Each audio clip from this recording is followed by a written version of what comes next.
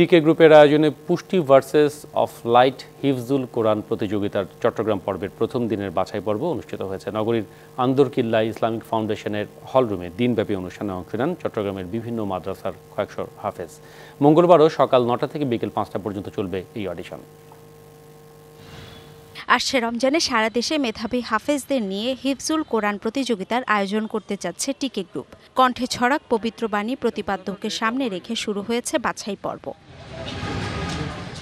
এর অংশ হিসেবে বন্দরনগরী চট্টগ্রামে ২ দিনের অডিশন পর্বের প্রথম দিনে শত শত হাফেজার মিলন মেলায় পরিণত হয় ইসলামিক ফাউন্ডেশন মিলনায়তন। সকল প্রতিযোগীকে পিছনে ফেলে আমি ফাইনাল রাউন্ডে যেতে পারবো। এই প্রতিযোগিতার মাধ্যমে কোরআনের বার্তা দেশের বিভিন্ন প্রান্তে ছড়িয়ে দিতে পারবো সে আশা করছি।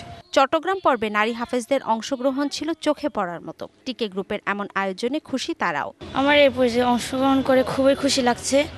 আমার আশা আমি ইনশাল্লাহ সবাইকে পিছনে ফেলে ফাইনাল রাউন্ডে যেতে পারবো। সামাজিক যোগাযোগ মাধ্যমে দাপটের এই সময়ে কোরআন তিলাওয়াত নিয়ে এই আয়োজন শিশু কিশোরদের ইসলামের পথে আরও বেশি আকৃষ্ট করবে বলে জানান অভিভাবকরা।